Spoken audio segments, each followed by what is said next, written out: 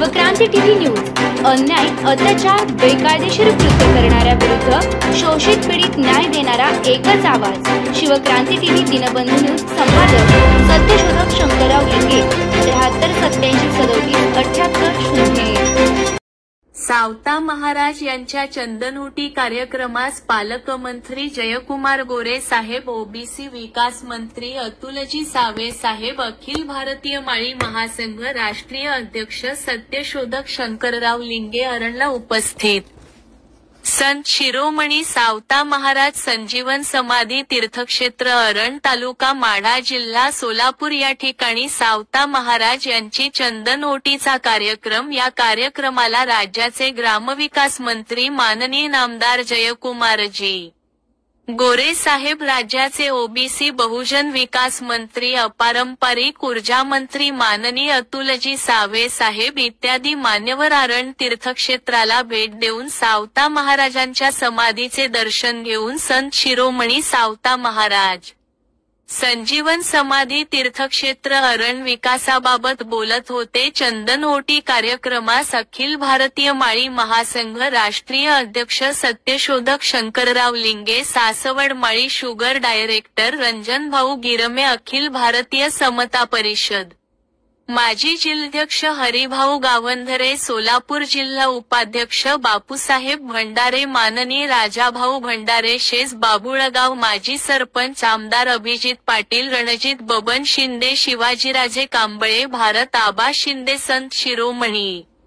सावता महाराज संजीवनी समाधी तीर्थक्षेत्र अरण मंदिराचे पुजारी, सावता महाराजांचे मुलीचे वंशज सावता वसेकर पुजारी, त्यांच्याबरोबर इतरही काही सावता महाराजांचे वंशज उपस्थित होते। सर्व पुजारी कार्यक्रमाच्या ठिकाणी मंचकावर दिसत नव्हते। अचानक मंत्री महोदयाचा समजलेला कार्यक्रमास अरण पंचक्रोशीतून मोठ्या प्रमाणात सावता भक्त उपस्थित होते। सावता महाराज यांची पुण्यतिथी आषाढ वैद्य चतुर्दशीला असतो। त्यावेळी चंद्रभागेच्या नदीला पूर आलेला असतो, नेहमी पाणी असते, त्यामुळे नदीच्या पलीकडे 10-15 गावातील सावता भक्त या कार्यक्रमाला येऊ शकत नव्हते, म्हणून त्यांनी या गावातील सर्व मंडळींनी म्हणजे भीमा नदीच्या पलीकडे माळशिरस तालुक्यातील संगम, नेवरे, बोरगाव, श्रीपूर, महाळुंग या भागातील सर्व सावता भक्तांनी मिळून चैत्र महिन्यामध्ये हा चंदनओटीचा कार्यक्रम शेकडो वर्षापासून चालू ठेवलेला आहे। याच दिवशी महाराजांच्या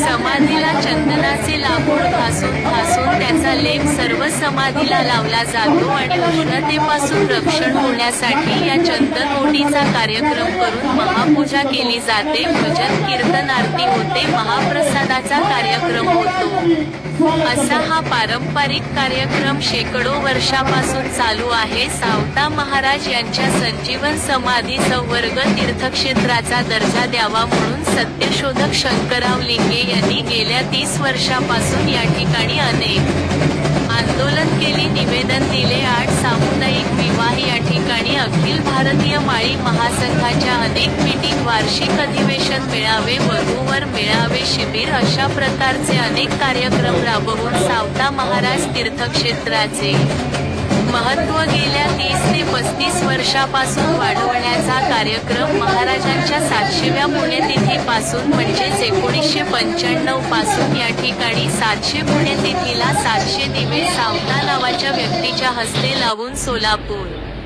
जिल्ह्यात 25 दिशादर्शक फलक लावून सावता महाराज यांची 700वी पुण्यतिथी साजरी करण्यात आली होती। तेव्हापासून या गावचे महत्त्व वाढण्यास सुरुवात झाली आणि अखिल भारतीय माळी महासंघ, महाराष्ट्र राज्य ओबीसी संघर्ष समिती, अखिल भारतीय महात्मा फुले समता परिषद यांच्यामार्फत मोठ्या मीटिंगा घेऊन महाराजांचे नाव अरणपासून अमेरिकेपर्यंत लिंगे यांनी पोहोचविले। सावता महाराज यांच्या संजीवन समाधीचे शासनामार्फत सुशोभीकरण अवर्ग दर्जा देऊन गावचा विकास सावता महाराज यांच्या नावाने वनौषधी संशोधन केंद्र, संत महात्मे यांच्या विचाराचा प्रचार प्रसार केंद्र, यात्रेसाठी मोठे पटांगण, नारळहंडीसाठी मोठे पटांगण, स्टेडियम, गटार, नळ पाणी योजना, रस्ते सुशोभीकरण, कारण ते गिंडेवाडी पालखी मार्ग, शिशोभीकरण, वनीकरण असे अनेक उपक्रम या ठिकाणी सावता भक्तासाठी भक्तनिवास, मंगल कार्यालय इत्यादीची मागणी सत्यशोधक शंकरराव लिंगे यांनी अनेक वेळा शासनास केली होती. या अगोदर 12 फेब्रुवारी 1998 गोपीनाथरावजी मुंडे साहेब उपमुख्यमंत्री महाराष्ट्र राज्य यांनी अवर्ग तीर्थक्षेत्राची घोषणा केली होती. त्यानंतर उपमुख्यमंत्री माननीय विजयसिंह मोहिते पाटील, उपमुख्यमंत्री माननीय अजितदादा पवार, उपमुख्यमंत्री माननीय देवेंद्र फडणवीस यांनीही गेल्या वर्षी निवडणुकीच्या अगोदर 4 ऑगस्ट 2024 रोजी ही घोषणा केलेली होती. अवर्ग तीर्थक्षेत्राला दर्जा देऊन विकासासाठी 100 कोटी रुपयांचा निधी राखीव ठेवल्याचे सांगितले होते, परंतु आज तागायत या कामाची सुरुवात झालेली नाही. आराखडा तयार झालेला नाही, किंबहुना तो मंजूर झालेला नाही. तस गॅजेट किंवा शासकीय अध्यादेश निघालेला नाही. आजही ग्रामविकास मंत्री गोरे साहेब यांनी आदेश राजपत्रित आदेश निघाल्यानंतरच उपमुख्यमंत्री देवेंद्र फडणवीस यांनी जी घोषणा केलेली आहे ते सध्या मुख्यमंत्री आहेत, ते याचे काम पाहत आहेत आणि हा आराखडा मंजूर झाल्यानंतरच ते या ठिकाणी उपस्थित राहून या संत शिरोमणी सावता महाराज संजीवन समाधीचे अवर्ग तीर्थक्षेत्र वर्गात रूपांतर करून या गावचा विकास करण्यासाठी उद्घाटन करण्यासाठी मुख्यमंत्री देवेंद्र फडणवीस येऊन या गावचा विकास आराखडा मंजूर करून त्याचे उद्घाटन करतील असे सांगितले. ओबीसी विकास मंत्री अतुलजी सावे साहेब यांनी ओबीसी समाजासाठी आपण काय काय योजना करीत आहेत ते सांगितले, परंतु ओबीसी समाजासाठी या बजेटमध्ये फक्त 5 कोटी दिल्याचे अर्थमंत्री माननीय अजितदादा पवार यांनी घोषित केले होते. 5 कोटी म्हणजे एका माणसाला 55 पैसे फक्त येतात असा ठोस कार्यक्रम ओबीसीसाठी अद्याप केलेला नाही. जात निहाय जनगणना केली नाही, त्यामुळे ओबीसीची आरक्षण 40% कमी झाले आहे. स्थानिक स्वराज्य संस्थांमधील ओबीसीचे आरक्षण कोर्टात टांगणीला लावले आहे, त्यामुळे 5 वर्षापासून स्थानिक स्वराज्य संस्थांच्या निवडणुकाच नाहीत, तरी पण अतुलजी साहेब यांनी ओबीसी समाजासाठी अनेक योजना तयार करत असून त्या राबविण्याचे काम पूर्वी ज्या ठिकाणी 10 विद्यार्थी परदेशी शिकण्यासाठी त्यांना शिष्यवृत्ती मिळत होती, परंतु आता ती 75 वर आम्ही नेलेली आहे असे अनेक लहानशी काम त्यांनी सांगितली, परंतु ठोस काही सांगितलेले नाही. आज मंत्री महोदयाच्या हस्ते अवर्ग तीर्थक्षेत्राचा आराखडा उद्घाटन कार्यक्रम होणार होता, तो झाला नाही. यामुळे सावता भक्तांमध्ये थोडीशी नाराजी पसरली होती. आभार प्रदर्शनाचा कार्यक्रम होऊन महाप्रसाद वाटप करण्यात आले. शिवक्रांती टीव्ही दिनबंधू न्यूज संपादक सत्यशोधक शंकरराव लिंगे 7387377801 की ग्रामविकास मंत्री पद तुमच्याकडे आहे, पाहिजे तेवढा निधी मी देऊ शकतो. 100 कोटीचा असो, 150 कोटीचा असो, 200 कोटीचा असो, त्याच्या वरती जरी निधी गेला तर तो निधी कमी पडू देणार नाही. हे शब्दाला जागणारं आदरणीय मुख्यमंत्री महोदय आणि त्यांच्या सानिध्यात, त्यांच्या माध्यमातून आपण या ठिकाणी आरणचा विकास करतो आहे. दुसरी गोष्ट महत्वाची आहे, मंत्रीपदी विराजमान झाल्यानंतर पाठपुरावा पाठीमागे होता आणि तदनंतर सांगितलं गेलं देवेंद्रजींनी की हा पाठपुरावा आता कमी पडणार नाही. मी एक माणूस दिला नाही, त्या विकासासाठी मी महाराज 2 माणसं दिली आणि 2 माणसं जर आपल्या पाठीमागे असतील तर या महाराष्ट्राचा आणि या सावता महाराजांच्या तीर्थक्षेत्राचा विकास झाल्याशिवाय राहणार नाही. गेल्या 2 दिवसापूर्वी कॅबिनेटची मंजुरी नायगावला मिळाली आणि आता लवकरच, मी काही सांगू शकत नाही, ते आदरणीय भाऊ सांगतील, लवकरच याही निधीला, याही कामाला कॅबिनेटची मंजुरी आणि कॅबिनेटची तरतूद या ठिकाणी होईल. आणि म्हणून मी विनंती करतोय, झालं का, आता आम्ही आध्यात्मिक आहे भाऊ, त्याच्यामुळे आम्हाला राजकीय जमत नाही. त्याच्यामुळे काय झालं आणि काय नाही आमच्यापर्यंत आलंच नाही आणि त्याच्यामुळं हे होत आहे असं या ठिकाणी हा निधी उपलब्ध केला. लवकरच या ठिकाणी विकास आराखडा तयार होईल. गावाला विचारात घेऊन सगळ्या लोकांना एकत्रित करून जितका मोठा होईल तितका विकास आराखडा माननीय मंत्री महोदय करतायत. आपण कोणीही काही त्यांना सांगत नाही, त्यांच्या मनातच आहे. जसं पोहरा देवीला 700 कोटी दिलं, तिथले आमदार बापूसिंग महाराज त्यांच्याकडे मी एकदा गेलो होतो. मी म्हटलं एवढं 5 एकरमध्ये डेव्हलपमेंट कुठली चालू नाही, म्हटले की 700 कोटी रुपये आम्हाला दिलेले आहेत. एवढं तिथं त्या ठिकाणी दिलं आणि आता हे 2 मंत्री आपल्यासोबत असल्यामुळं आपल्याला कशाची कमतरता पडणार नाही. भविष्यात मी यांच्याकडून अपेक्षा करतोय, महाराष्ट्रातला समाज बांधव अपेक्षा करतोय, सावता महाराजांचं उपेक्षित आणि वंचित असणारं तीर्थक्षेत्र त्याला गती देण्यासाठी आपण कटिबद्ध राहूयात. या कामासाठी पुढे ते काम जात आहे. आपण या सर्वांना सहकार्य करूयात एवढी विनंती करतोय आणि माझं लाभलेलं मनोगत या ठिकाणी थांबवतोय. रामकृष्ण हरी. पहलगाम आणि काश्मीर येथे झालेल्या दहशतवादी हल्ल्यातील मृत्यू झालेल्या सर्व भारतीयांना मी श्रद्धांजली अर्पण करतो आणि सावता महाराजांच्या चरणी नतमस्तक होऊन महात्मा ज्योतिबा फुले आणि आई सावित्रीबाई फुले यांना पण विनम्र अभिवादन करून आजच्या संत शिरोमणी सावता महाराजांची आज चंदनउटी उत्सव सोहळ्याच्या या कार्यक्रमाच्या प्रसंगी उपस्थित असलेले आमचे सहकारी या जिल्ह्याचे पालकमंत्री आदरणीय जयकुमार भाऊ गोरेजी, तसेच व्यासपीठावर उपस्थित आमदार अभिजित पाटीलजी,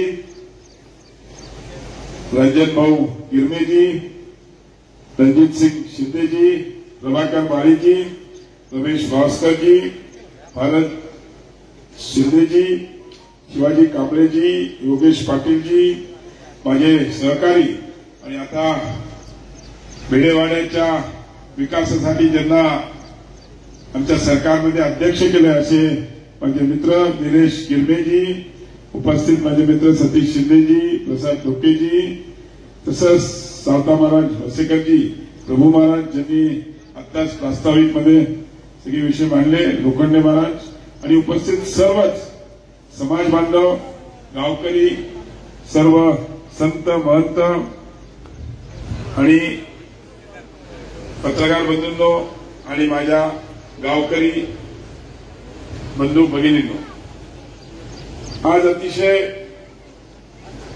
महत्वाचा दिवस आहे. सावता महाराजांच्या इकडे चंदनउटी उत्सव सोहळा. माझी जयभाऊ पहिल्यांदा मला संधी इकडे याच कार्यक्रमाला यायची मिळाली. नाही तर अनेक वर्षापासून ऐकत होतो, पण आम्ही काय जरा दूर असल्यामुळे इकडे यायचो नाही. सावता महाराजांच्या दर्शनाला आणि तो पहिला कार्यक्रम चंदनउटीचाच कार्यक्रम होता. आमचे बीडचे मित्र कल्याण आखाडे यांनी तो कार्यक्रम केला होता. मी पंकजाताई दोघेही या कार्यक्रमाला त्यावेळेस आलो होतो आणि अतिशय त्यावेळेसपासून डोक्यात बसलं होतं की या सावता महाराजांच्या जिकडे त्यांची आज मंदिर आहे, या मंदिराचा इकडचा विकास व्हायला पाहिजे. आणि तेव्हापासून डोक्यात असलेला प्रश्न घेऊन आम्ही अनेक वर्ष, पण प्रभू महाराज आणि सावता महाराज वसेकर यांनी मागच्या वर्षी इकडे भक्तनिवास बांधण्याचा संकल्प केला. त्या जागा घेतली, तिकडे भूमिपूजनाचा कार्यक्रम ठेवला आणि त्या कार्यक्रमाला माननीय देवेंद्रजी फडणवीस साहेबांना त्यांनी आमंत्रण दिलं होतं, आम्हालाही आमंत्रण दिलं होतं. आम्ही सगळे आलो आणि त्यावेळेस माझ्या भाषणात मी देवेंद्रजींना विनंती केली. मला देवेंद्रजी, हे आमचे आराध्य देवते, आज सगळा समाज इकडे येत राहतो, पण या गावाचा जसा विकास व्हायला पाहिजे तसा झाला नाही. असतं आरणचा विकास झाला नाही तर आम्हाला या सर्वात पहिले तर आरणला अदर्जा द्यावा आणि त्यानंतर इकडे निधी उपलब्ध करावा.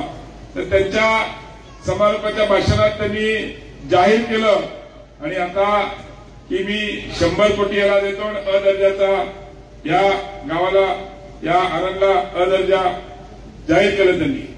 आणि आपलं नशीब बघा, गोरे भाऊच पालकमंत्री आहेत आता. त्याच्यामुळे तो आराखडा आता ते पाठपुरावा करतायत. कलेक्टरशी त्यांनी अनेक मीटिंग केल्या, मी त्यांच्या मागे आहे आणि तेही त्याच्यामध्ये आवर्जून पूर्ण लक्ष घालून. आणि आता प्रभू महाराजांनी सांगितलं, प्रभू महाराज पैशाची काळजी करू नका, आम्ही 2 मंत्री पाहिजे तेवढा निधी आणू, काळजी करू नका. तुम्ही मुलादेवीचा उल्लेख केला, काळजी करू नका, त्याच्यापेक्षा जास्त लागले तरी पैसा, कुठल्याही पैशाची कमी पडणार नाही. आणि आरांचा विकास चांगला झाल्याशिवाय राहणार नाही. आणि गोरे साहेबांच्या पाठीमागे मी पण खंबीरपणे उभा आहे. गोरे साहेब स्वतःचे तितके चतुर मंत्री आहेत, एकदम सगळा पाठपुरावा. आता नायगावचा पण जो प्रस्ताव आहे, तो पण प्रस्ताव माननीय गोरे साहेबांनी ज्यावेळेस 3 तारखेला आम्ही सगळे गेलो होतो, माननीय मुख्यमंत्री होते, उपमुख्यमंत्री होते, सगळे होते, त्यावेळेस त्यांनी ती जाहीर केलं होतं. आणि सातारा जिल्ह्याचे ते आमदार असल्यामुळे त्यांनी पाठपुरावा करून 3 महिन्यात तो ठराव मंजूर करून 145 कोटी रुपये तिकडच्या याच्यासाठी मंजूर केलेले आहेत. आणि नायगावमध्ये आई सावित्रीबाई फुलेंचं चांगलं स्मारक होणार आहे आणि मुलींसाठी शिक्षणासाठी चांगली सोय होणार आहे. अशा अनेक गोष्टी आमच्या सरकारने, मी राजकीय भाषण करणार नाही, नाराज होते, पण मी आपल्याला सांगतो, आनंदचा विषय असो, नायगावचा विषय असो, आणि सर्वात महत्वाचा, अनेक वर्षापासून आमचे नेते भुजबळ साहेब प्रयत्न करत होते की भिडेवाड्याचा प्रश्न मार्गी लागला पाहिजे. पण मी तुम्हाला सांगतो, मी मंत्री झाल्यावर ओबीसी खात्याचा मला अनेक लोक पुण्यात गेले की भेटायचे, पण मी त्याच्यामध्ये माननीय मुख्यमंत्र्यांची चर्चा, म्हणजे तत्कालीन त्यावेळेस उपमुख्यमंत्री होते देवेंद्रजी, त्यांच्याशी चर्चा केली. आणि त्यावेळेस जी कोर्टात केस चालू होती, त्या कोर्टासाठी चांगला वकील दिला, त्याचा सरकारने पैसे दिले. आणि जो 20 वर्षापासून भिडेवाड्याचा प्रश्न प्रलंबित होता, तो कोर्टातून सरकारच्या बाजूने ऑर्डर झाली. आणि आज मला सांगायला आला होतो, आमचे मित्र निलेश गिरमे आले, आता त्यांना तिकडे सरकारने अध्यक्ष केले. आणि तिकडे पण भिडेवाडा ते महात्मा ज्योतिबा फुले आणि सावित्रीबाई फुलेंचं जे घर आहे, तो पूर्ण परिसर पण डेव्हलप करण्याकरता पण सरकारने 100 कोटी रुपये दिलेत. आणि अजूनही परवाच निलेश गिरमे देवेंद्रजींना भेटले आणि त्यांनी विनंती केली, साहेब त्याला पैसे लागतात, तर त्यांनी कबूल केले. आणि पुढच्या आठवड्यात त्याच्यावर बैठकीला लावले. आणि गोरे साहेब, आपल्यालाही आम्ही आमंत्रण करू त्या बैठकीला. आपण सगळ्यांनी जर पाठपुरावा केला तर भिडेवाडा पण एक सुंदर स्मारक, ऑलरेडी त्याचे 3-4 मॉडेल्स तयार झालेले आहेत. म्हणजे देवेंद्रजींनी, एकनाथ शिंदे साहेबांनी, अजितदादांनी सगळ्यांनी त्याचे हे केलेलं आहे. आणि लवकरच तिकडेही आपण एक चांगलं स्मारक महात्मा ज्योतिबा फुले आणि सावित्रीबाई फुलेंच्या ह्याच्यावर त्यांच्या, म्हणजे एक शाळा पण तिकडे व्हावी असा सगळ्यांचा आहे. तर ते आपण सगळं तिकडे करत आहोत. अनेक विषय असे आमच्या सरकारने. आता मी ओबीसी मंत्री आहे, तर थोडंसं माझ्या खात्यावर तर बोललं पाहिजे की नाही, बोललं पाहिजे की नाही. आज मला सांगायला आनंद होतो की आमचं महाज्योती जे आमच्याकडे महामंडळ आहे, त्या माध्यमातून आम्ही अनेक विद्यार्थ्यांना, ओबीसीच्या विद्यार्थ्यांना स्पर्धा परीक्षा, एमपीएससी असेल, यूपीएससी असेल, अशा अनेक स्पर्धा परीक्षेची तयारी करायला आज आपल्या महाज्योतीमधली एक मुलगा जालन्याचा, त्याचाच आता मला फोन आला होता, मी म्हणलं संध्याकाळी भेटणार तुला, तो एमपीएससीची परीक्षा पास झाला. असे महाज्योतीच्या माध्यमातून अनेक विद्यार्थी आहेत ज्यांना स्पर्धा परीक्षेची तयारी, मग ती पोलीस भरती असो, मिलिटरी भरती असो, अशा अनेक त्यांना ट्रेनिंग दिली जाते. आणि त्या माध्यमातून येणाऱ्या काळामध्ये त्यांना त्याच पद्धतीने कौशल्य विकासचे पण ट्रेनिंग आम्ही देतो. जो सध्या शिक्षणात नसेल तर त्याने कौशल्याचं ट्रेनिंग घ्यावं आणि आपल्या आयुष्यात स्टेबल व्हावं. नोकरीच्या मागे न लागता काही ना काही कामधंदा केला पाहिजे. बरोबर ना आमदार साहेब? असे अनेक विषय आम्ही करतो. आज परदेशी शिष्यवृत्ती आहे. मला आठवते, मी मंत्री झालो त्यावेळेस फक्त 10 विद्यार्थ्यांना मागच्या 10 वर्षापासून मिळत होती. मी मंत्री झाल्यावर मी तत्कालीन त्यावेळेसचे मुख्यमंत्री एकनाथ शिंदे साहेब आणि उपमुख्यमंत्री देवेंद्र फडणवीस साहेब यांच्याकडे गेलो, म्हटलं साहेब ओबीसी समाजात 56% आहे आणि आज 10 विद्यार्थी फक्त. मग मला आठवते तत्कालीन मुख्यमंत्री एकनाथ शिंदे साहेबांनी आणि देवेंद्र फडणवीस साहेबांनी पहिल्या वर्षी 25 केले, दुसऱ्या वर्षी 50 केले आणि मागच्या वर्षीपासून आपण 75 विद्यार्थ्यांना परदेशी शिष्यवृत्ती देत आहोत आणि यावर्षी आपण तो 100 करणार आहोत, ज्या माध्यमातून ओबीसी समाजातील होतकरू विद्यार्थ्यांना परदेशी. आणि त्याला कॅप होता पूर्वी 20 लाखाचा, तोही आम्ही काढला.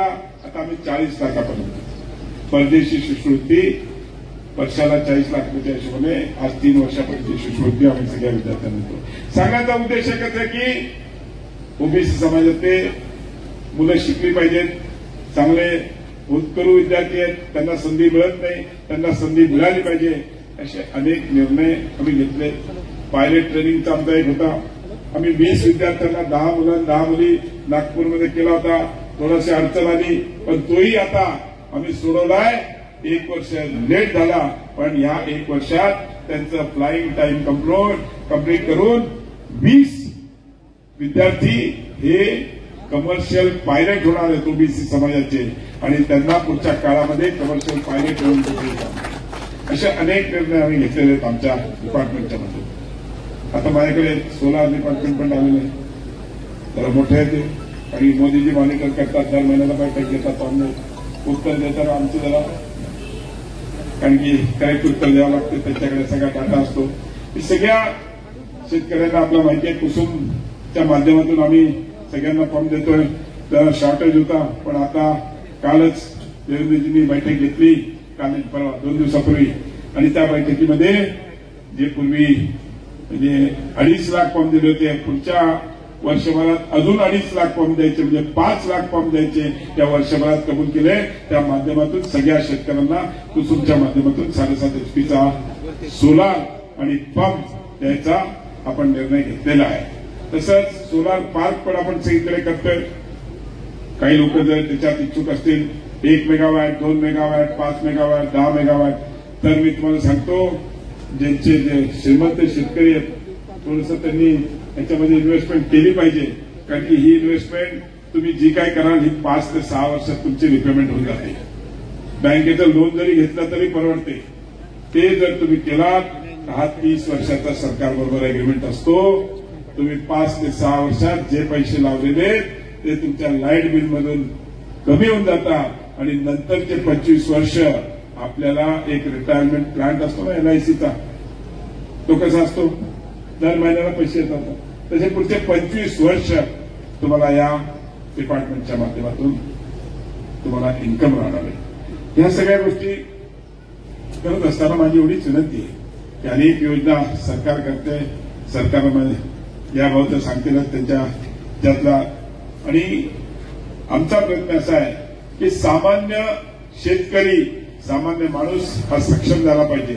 आणि मोदीजींचा संकल्प असा आहे की या देशातला प्रत्येक शेतकरी हा सक्षम, त्याला कुठल्याही प्रकारची अडचण आली नाही पाहिजे, हाच त्यांचा संकल्प घेऊन आमचंही हे सरकार काम करते. मी जास्त वेळ घेणार नाही, मला माहिती आहे सगळे उन्हात गरम होते सगळ्यांना, पण आपल्या सगळ्यांना पुन्हा एकदा आज चंदनवटी उत्सव सोहळ्याच्या निमित्त शुभेच्छा देतो. आणि आवर्जून सावता महाराज हसेकर आणि आमचे प्रभू महाराज जे नेहमी भागदौड करत असतात खूप, म्हणजे कधी कधी ते इतके धावत येतात, धावत जातात. मी त्यांना म्हणत असतो पळू नका, आम्हाला भीती वाटते, पळत आला माणूस त्यांना भीती वाटते ना, बरोबर की नाही? हो महाराज, लोखंडे महाराज पण आहेत आमच्या इकडे. अनेक प्रयत्न त्यांचे असतात, त्यांच्या माध्यमातून ते या आरणचा विकास झाला पाहिजे त्याकरता नेहमीच पाठपुरावा करत असतात. आणि मी या ठिकाणी एवढाच शब्द देतो पुन्हा एकदा आपल्या सगळ्यांना की आमचे जयकुमार गोरे साहेब यांच्या नेतृत्वामध्ये आणि मी पूर्णपणे या आरणचा विकास, या नायगावचा विकास असेल, पेढेवाड्याचा विकास असेल, या सगळ्यामध्ये आम्ही पूर्णपणे लक्ष घालून काम करू, एवढंच या ठिकाणी बोलतो. पुन्हा एकदा आपल्या सगळ्यांना खूप खूप शुभेच्छा देतो आणि थांबतो. जय हिंद, जय महाराष्ट्र, जय ज्योती, सावता महाराज की.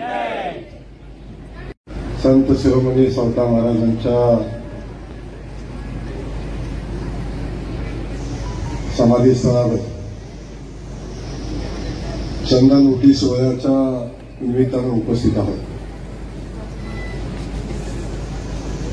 या कार्यक्रमाच्या सुरुवातीलाच काश्मीरमधल्या पहलगाममध्ये ज्या भारतीयांच्यावर भयानक हल्ला झाला त्या हल्ल्याचा निषेध करतो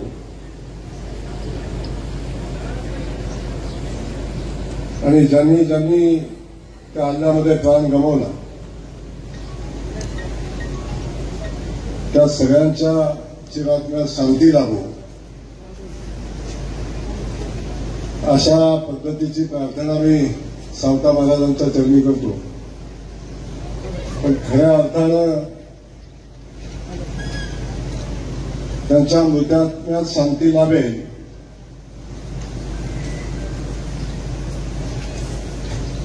त्या अतिरेक्याला त्यांच्या जमिनीवर त्यांच्या घरात घुसून जेव्हा कंठस्नान घातलं जाईल तेव्हाच खऱ्या अर्थानं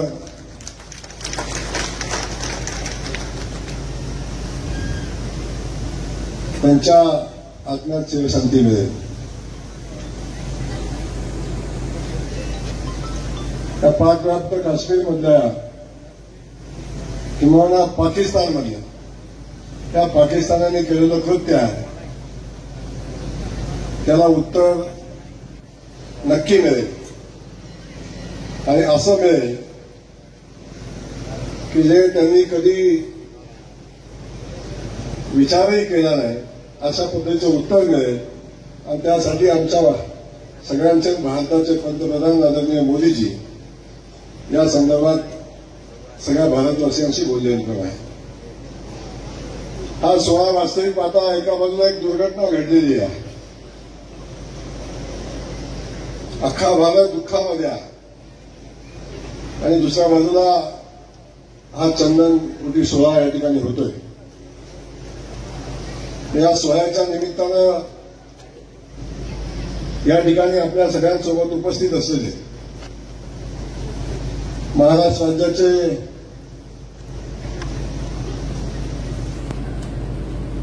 ओबीसी मंत्री, आता त्यांच्याकडं कुठली ऊर्जा, अपारंपरिक ऊर्जा, तुमच्याकडे दूध पण आहे ना, विजयंती आहे, ओबीसी आहे, अपारंपरिक ऊर्जा आहे, दूध आहे, ही सगळी खाती मगाचपासून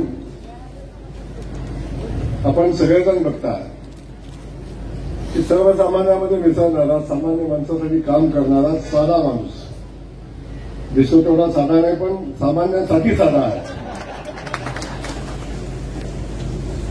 आणि या सादगीनं काम करत असताना आपण सगळेजण बघतोय की त्यांच्या खात्याचं काम किती उत्तम प्रकारे चाललंय. मी त्यांचं या ठिकाणी मनापासून स्वागत करतो. त्यांनी सांगितलं की आता तुम्ही पालकमंत्री आहात, जबाबदारी तुमची आहे, पण जबाबदारी घेत असताना मला याची खात्री आहे की सावे साहेब आमच्या खांद्याला खांदा लावून किंबहुना एक पाऊल पुढे घालून सावे साहेब या प्रकरणामध्ये या सगळ्या आरणच्या विकासामध्ये एक पाऊल पुढे टाकून फक्त आरणचाच नाही, ज्या ठिकाणी छत्रपती शिवाजी महाराजांचं स्मारक असो, डॉक्टर बाबासाहेब आंबेडकरांचं स्मारक असो, अण्णाभाऊ साठेजींचं स्मारक असो, सावित्रीबाईंचं स्मारक असो, भिडेवाड्याचं काम असो, या सगळ्या ठिकाणी आम्ही सगळी मंडळी आपली ही ऊर्जा स्थान, हे शक्तीस्थान आहेत आपली, आणि या स्थानावर आल्यानंतर ऊर्जा घेऊन आपण जातो. ती ऊर्जा स्थानं मजबूत असली पाहिजे म्हणून आपण सगळेजण प्रयत्न करतो आणि त्यामध्ये सावेसाहेब सगळ्यात अग्रेसर असतात हे आपण सगळ्यांनी या निमित्तानं बघितलेलं आहे. आज या ठिकाणी उपस्थित असलेले विभागाचे आमदार सन्माननीय अभिजितजी पाटील, या ठिकाणी उपस्थित असलेले दुसरे या विभागाचे नेते सन्माननीय रणजितसिंह शिंदे दादा का भैया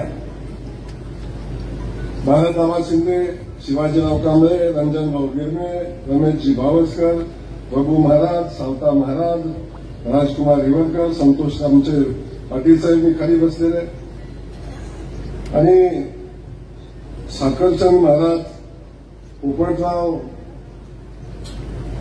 बोरकर, भालवकर आणि अशा अनेक मंडळी आहेत की ज्या या ठिकाणी ज्यांचं सगळ्यांचं नाव घेतलं पाहिजे असे उपस्थित आहेत.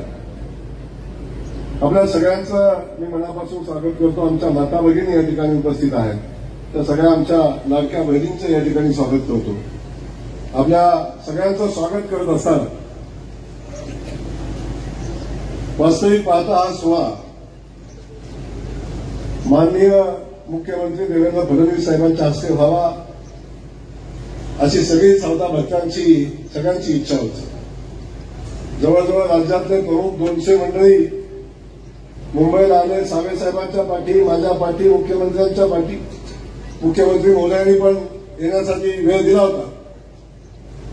तर पुन्हा मुख्यमंत्री महोदयांनी विचार केला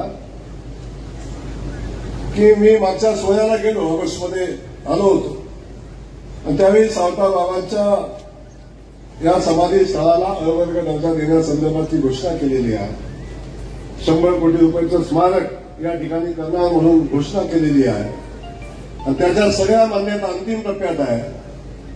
महाराज त्यांनी सांगितलं मला की या सगळ्या मान्यता देऊन या समाधी स्थळाच्या विकासासाठी भूमिपूजनाला मी नक्की आपल्या या आनंदच्या भूमीमध्ये येईल अशा पद्धतीचा शब्द त्यांनी आता दिलेला आहे. त्यामुळं शब्दाला जागणारा आणि दिल्या शब्दाप्रमाणे काम करणारा मुख्यमंत्री आज आपल्या सगळ्यांना लाभलेला आहे.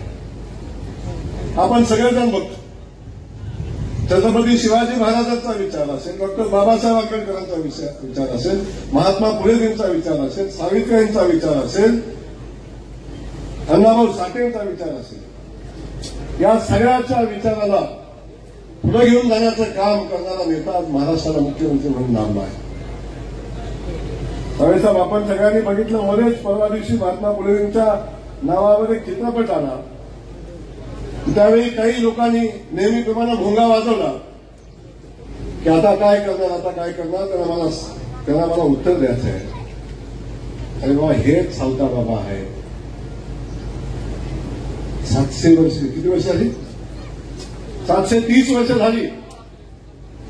या स्थळाचा विकास व्हावा असं कुणाला वाटलं का नाही वाटलं हा विषय बाजूला ठेवा, पण ज्या माणसाला वाटलं या स्थळाचा विकास झाला पाहिजे तो देवेंद्र फडणवीस या लक्षात असू द्या.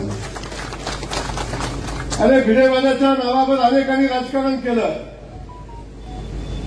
भिडेवाल्याचा विकास झाला पाहिजे म्हणून अनेकांनी फक्त घोषणा केल्या, पण त्या भिडेवाल्याचा विकास होण्यासाठी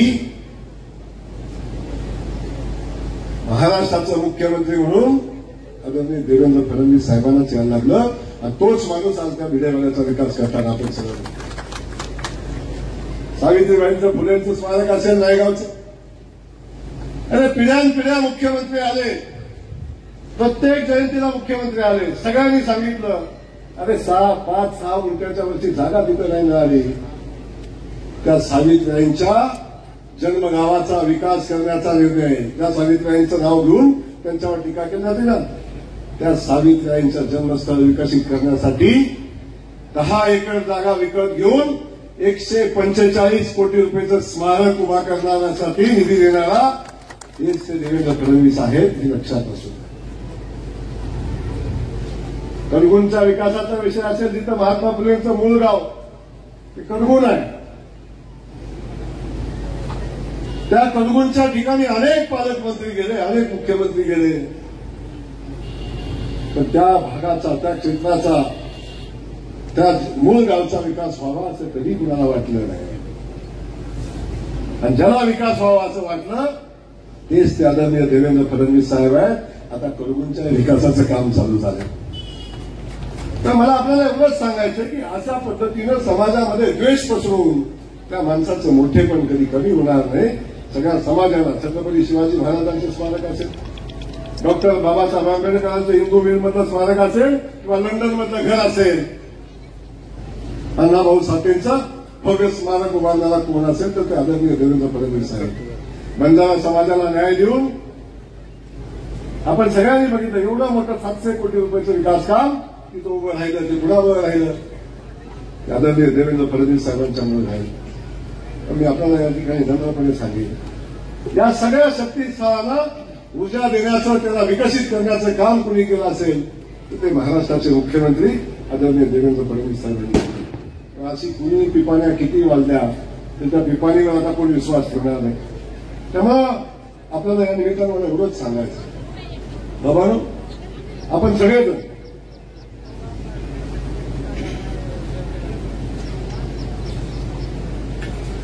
सगळेजण या ठिकाणी बाबांच्यावर प्रेम करतो आणि म्हणून आपण या ठिकाणी सगळेजण येतो. या भागाचा आणि या ऊर्जा स्थळाचा विकास व्हावा असं सगळ्यांना वाटतं. खास करून सावे साहेबांना मी मनापासून धन्यवाद देतो. सावे साहेबांनी हा प्रश्न हातामध्ये घेतला आणि त्यांनी या स्थळाचा विकास व्हावा अशा पद्धतीची भूमिका घेतली. अनेक बघितले या मातीतनं, अनेक गेले, आले गेले, सत्कार घेतला, सगळं बोलले, सगळं केलं, काही नाही घडलं. सावे साहेब आले, सावे साहेबांनी तो संकल्प केला. आता आम्ही सगळेजण सोबत आहे, मुख्यमंत्री महोदय आहेत, अनेक संकल्प करून आम्ही या स्थळाचा विकास झाला पाहिजे या पद्धतीची भूमिका घेतली. आता आपल्या सगळ्यांना माहिती आहे, सरकार म्हणून काम करत असताना अनेक ठिकाणी सगळं कायदेशीर मंजूर घ्यायला लागते. कायदेशीर गोष्टी करत असताना अनंत अडचणी येतात. प्रस्ताव पाठवला, परत आला, पण सावेसाहेब आम्ही दोघांनी प्रयत्न केला. तर सावेसाहेब आम्ही मुख्यमंत्री महोदय आमच्या पाठीशी आहेतच. मुख्यमंत्री महोदयांनी परवाच सांगितलं सचिवाला, फायनान्स सचिवाला, अरे मी जाऊन शब्द देऊन आलोय, आता ह्याच्यात कुठलीही अडचण आणायची नाही आणि फाईल परत पाठवायची नाही. आता काल परवाच एका नियोजन खात्याची मान्यता मिळालेली आहे. आता फायनान्सची अंतिम मान्यता मिळाली की येणाऱ्या पहिल्या किंवा दुसऱ्या कॅबिनेटमध्ये आता सावता बाबांच्या या स्थळाचा अरंचा आराखडा आम्ही मंत्रिमंडळामध्ये मंजूर करू आणि त्याचं काम प्रत्यक्षात चालू करण्याची भूमिका घेतली. काळजी करायचं अजिबात काम नाही. ही भूमिका घेत असताना आपण या ठिकाणी मगाशी बोलताना सावेसाहेबांनी सांगितलं की हीच नाही, अगदी खानोळीपासून सगळे विडेवाल्याचा विषय आहे. मला आता राजकीय काय होतं की आता बोलताना आलं की ते राजकारणावर जातं आणि आज पवित्र दिवशी राजकीय बोलू नये असं माझं मत आहे. पण हे एकदा आत्मपरीक्षण केलं पाहिजे की ह्या शक्तीस्थळांचा विकास काय नाही झाला.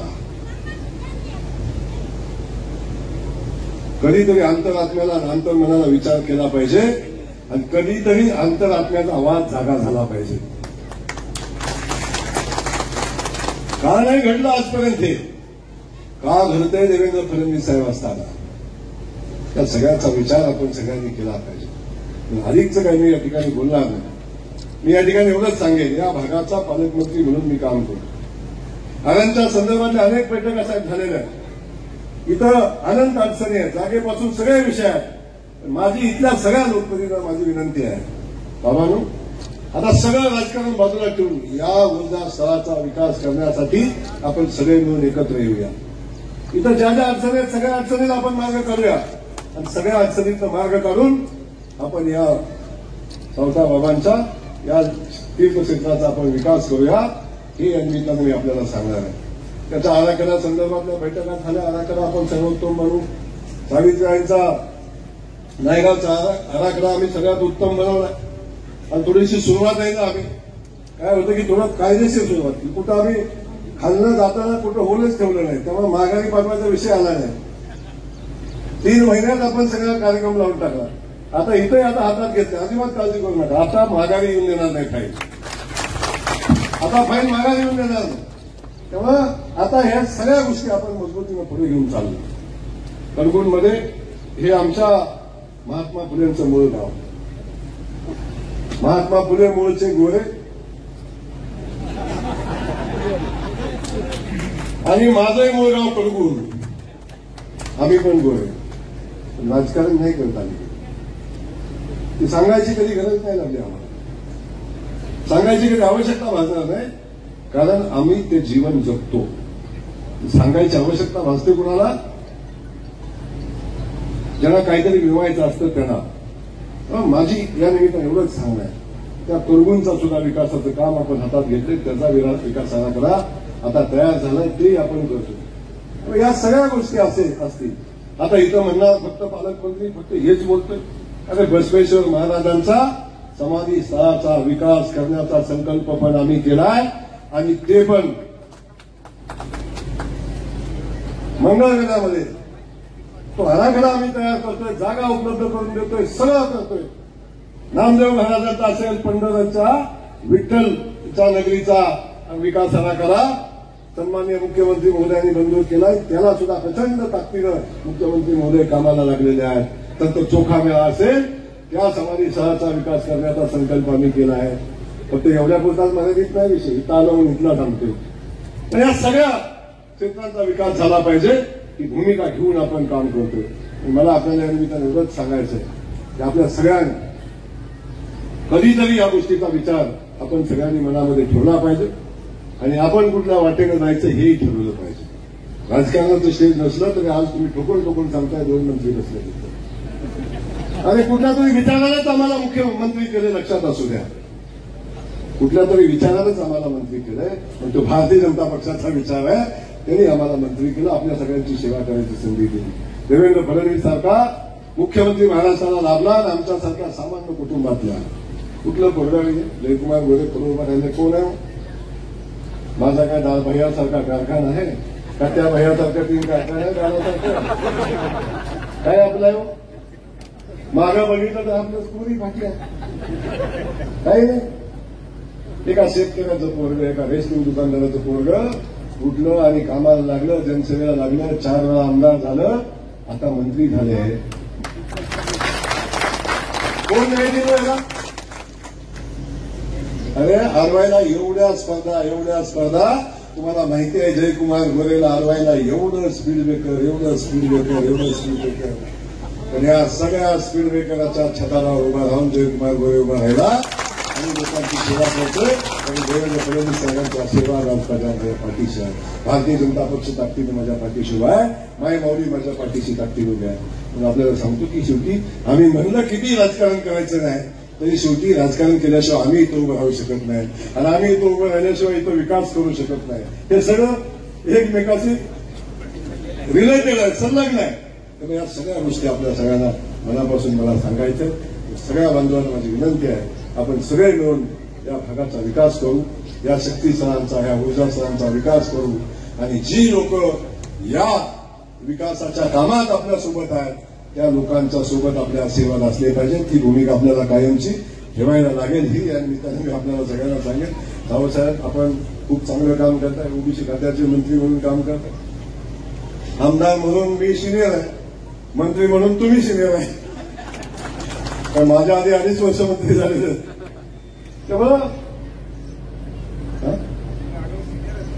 अरे मंत्री म्हणून नाही, वयानं तुम्ही सिनियर आहे, मंत्री म्हणून तुम्ही सिनियर आहे, आमदार म्हणून फक्त मी सिनियर आहे. मी 4 वेळा आमदार आहे. आपण कितीही म्हटलं तरी शेवटी आम्ही सगळे मिळून हातात हात घालून काम करायची भूमिका आमची आहे. पण आमचं उद्दिष्ट एक आहे, राजकारण करणं नाही. आमचं उद्दिष्ट आहे आमची शक्तीस्थानं बळकट करणं, आमची ऊर्जास्थानं बळकट करणं. इथं आल्यानंतर दर्शन घेतल्यानंतर आम्हाला आनंद झाला पाहिजे, ही ऊर्जा मिळाली पाहिजे, असं शक्तीस्थान निर्माण करणं ही वास्तविक आता आमची जबाबदारी आहे. त्यासाठी आम्ही सगळे मिळून ताकदीनं काम करू एवढंच या ठिकाणी सांगेन. तिथं महाराज मंडळी आमची उभे आहेत. मी तुम्हाला खऱ्या अर्थाने मनापासून धन्यवाद. हे ना बसू देतात ना झोपू देतात. रात्री 12 वाजता तरी भट्टाशी खुर्ची बसलेले असतात. आता तरी भाऊजीन बोलाल. पेशन्स पण त्यांचे खूपच ताकदीचे पेशन्स आहे. किती गणपतीत म्हणलं ना मी संध्याकाळी भेटतो, पण संध्याकाळी 12 वाजले तर हायतच गडी तिथं. शेवटी हे सगळं घडायला गिरणे साहेब, हे सगळं घडायला कोणीतरी चिकाटीनं भागा लागायला लागतो, कोणीतरी फॉलोअप करायला लागतो. सगळं आपण जरी किती म्हणलं, देवेंद्र फडणवीस साहेबांनी जाहीर केलं की मी आता देऊन टाकलं म्हणताना कुणीतरी ते सगळं मागं लागून केलं पाहिजे. बाकी सगळं तेच करणार आहेत, पण मागे लागून गेलं पाहिजे याची जबाबदारी आम्ही लोकांनी घेतली. तर असं कुणीतरी मागे लागलं पाहिजे. ती भूमिका आपण इमानदारीनं पार पाडतात, म्हणून या सगळ्या गोष्टी घडतात. अन्यथा हे घडणं शक्य नसतं. म्हणून मी तुम्हाला याही ठिकाणी मनापासून आपल्या महाराज मंडळींना मनापासून धन्यवाद देतो. एक महाराजचं केंद्र पण येत नाही, राजकारण करत ते म्हणतात, पण एक तुम्हाला सांगतात राजकारण बसलं ठेवा. पण शेवटी राजकारणाच्या पलीकडे जाऊन राजकीय शक्ती असल्याशिवाय काही गोष्टी घडू शकत. त्यामुळे त्या शक्तीपासून फार लांब राहून चालत पण नाही, चालतच नाही फार लांब जायचं. गणितच असं आहे, आपण किती जरी इथं बसलो तपास काय होणार नाही. आपण ज्या वाटेनं ज्या देवाला बघायला पाहिजे तिथं जायलाच लागतं. सावता बाबांचा आशीर्वाद घ्यायला आनंदात यायला लागतं आणि याचा विकास करायला देवेंद्र फडणवीस साहेबांजवळ जायला लागतं. हे सगळं गणित आहे. या सगळ्या गोष्टी लक्षात घ्या की आपण शेवटी या एकमेकाशी संबंधित असणाऱ्या गोष्टी आहेत. सगळ्यांनी मिळून आपण पुढे जाऊन हे करू. एवढंच आजच्या दिवशी मी मनापासून सांगतो. आपल्या सगळ्यांना मनापासून धन्यवाद देतो. या चंदनवटी सोहळ्याला मनापासून धन्यवाद देतो. भाषण सुरुवात झाली तेव्हाच मी सांगितलेलं आहे, भाषणाला सुरुवात झाली तेव्हाच मी सांगितलेलं आहे की हे मंजूर करून भूमिपूजनाला माननीय मुख्यमंत्री देवेंद्र फडणवीस साहेबांनाच घेऊन येणार. चिंता करू नका. 24 जुलैला करायचं का आधी 8 दिवस करायचं का नंतर 8 दिवस करायचं चिंता नका करू. पण आता आपल्याला हे सगळं करायचंय. शेवटी आराखडा मंजूर टेंडर मुख्यमंत्री यांना आचारसंहिता असते. टेंडर आणि झाल्याशिवाय मुख्यमंत्री इथे येणं बरोबर नसतं. पण हे सगळं करून आपल्याला मुख्यमंत्री मोठ्याने आणायला लागेल आणि नक्की आणून तुमची तारीख 24 जुलै आम्ही निकराचा प्रयत्न करून 24 तास काम कंप्लीट करायचं, म्हणजे प्रक्रिया कंप्लीट करायचा. 24 तारीख आणायचा आम्ही प्रयत्न करू, काळजी करू नका. पण आता जेव्हा कधी मुख्यमंत्री येतील तेव्हा इथं नारळ फरायलाच येतील, काम चालू करायलाच येतील. हा शब्द आपल्याला या निमित्ताने देतो. आपल्या सगळ्यांना मनापासून धन्यवाद देतो. आजच्या या चंदनवटी सोहळ्याच्या मनापासूनच्या शुभेच्छा देतो. पुन्हा एकदा माझ्या देशातले बांधव ज्यांची निर्गुण अशी हत्या झाली त्या बांधवांना मनापासून अभिवादन करतो आणि थांबतो. जय हिंद, जय महाराष्ट्र.